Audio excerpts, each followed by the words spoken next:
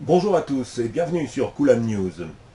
L'histoire que je vais vous conter aujourd'hui a moins d'un an. Elle se déroule le 17 juillet dernier, au 8e jour de l'opération menée par Israël à Gaza pour faire taire les roquettes, les missiles du Hamas qui tombaient par centaines sur le territoire d'Israël.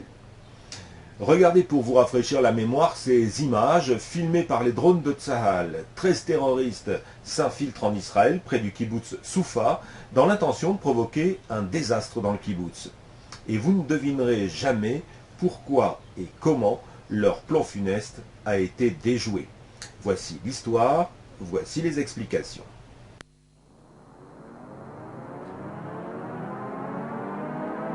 Un tunnel de plusieurs kilomètres de long, creusé par le Hamas à Gaza, qui débouche à quelques enjambées du kibboutz Soufa, côté israélien. 13 terroristes se faufilent dans un souterrain. Les voici à l'autre bout. Ils se préparent à réaliser leur mission commando, investir le kibboutz et l'occuper. Pendant ce temps-là, le monde entier se prépare à un cessez-le-feu entre Israël et le Hamas. Il semble bien qu'Israël et le mouvement islamiste palestinien aient trouvé un accord. Ce serait le fruit des discussions qui se tiennent de manière intensive depuis plusieurs jours maintenant au Caire. Israël était convaincu que le cessez-le-feu allait être conclu. Le Hamas avait fait des promesses en ce sens aux Égyptiens, aux Américains, à Israël par l'intermédiaire de la Turquie et du Qatar. Ils acceptaient le cessez-le-feu. Mais une demi-heure avant l'entrée en vigueur de ce cessez-le-feu, le Hamas se livre à un tir de barrage de 120 missiles. C'était de la poudre aux yeux, une manière de détourner notre attention de ce qu'ils avaient prévu de faire dans l'après-midi. Cet après-midi-là, le Hamas projetait un attentat d'un nouveau genre, occuper et prendre en otage la population d'un kibboutz israélien. Quelques jours auparavant, un groupe de juifs orthodoxes prend la route vers le sud. Ces juifs religieux sont propriétaires d'une fabrique de matzah shmura, du pain azim de qualité, utilisé pour la Pâque juive.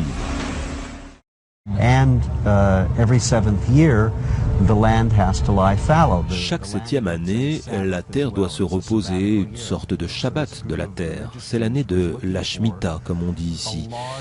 Donc ce groupe de juifs venus de Bnei Brak est à la recherche d'un immense champ de blé vert, pas encore arrivé à maturation, qu'ils pourraient moissonner immédiatement et l'emmagasiner pendant 2 ans.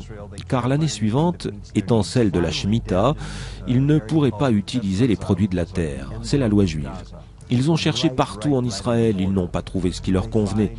Finalement, dans la région qui ceinture la bande de Gaza, vraiment très très près de la frontière, ils voient ce champ immense de blé vert et eau qui répond à toutes leurs exigences. Ils négocient avec l'agriculteur et l'incitent à moissonner tout de suite. L'affaire est juteuse pour lui parce que ce champ n'aura plus besoin d'être irrigué pendant des mois, pas de stockage, moins de travail. Les fabricants de matzot emportent tout d'un seul coup. Le champ en question, le voici après la moisson, de la terre nue, située à moins de 3 km de la bande de Gaza. 2 jours après cette fameuse moisson, 13 terroristes du Hamas surgissent de ce tunnel, en plein milieu du champ. Si vous regardez là-bas, je ne révèle pas un secret militaire, tout le monde sait cela. Il y a les yeux du ciel, un ballon d'observation, il y a des caméras tout au long de la frontière et une unité d'observatrices de Tsahal qui scrute 24 heures sur 24 cette région.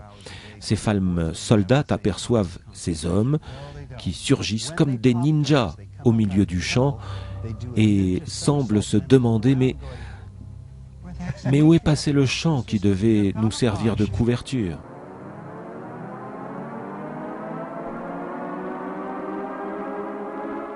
La suite est connue. Au lieu d'être invisibles, les terroristes ont perdu leur camouflage. Ils sont à découvert. Très vite repérés et pris de panique, ils courent se mettre à l'abri dans le tunnel. C'est une jeune soldate de 19 ans qui donne l'alerte, puis déclenche les sirènes.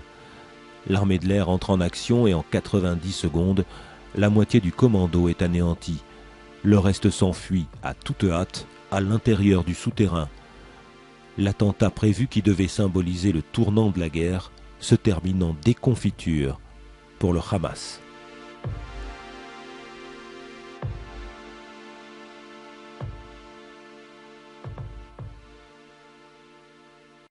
Et vous apercevez ici les armes lourdes laissées derrière eux par les terroristes. Certains ont appelé cet épisode le miracle des matzot de Pessah. D'autres se contentent de dire qu'il s'agit là d'un sacré concours de circonstances qui, en tout cas, et on est tous d'accord, a évité un massacre l'été dernier dans le kibbutz Soufa.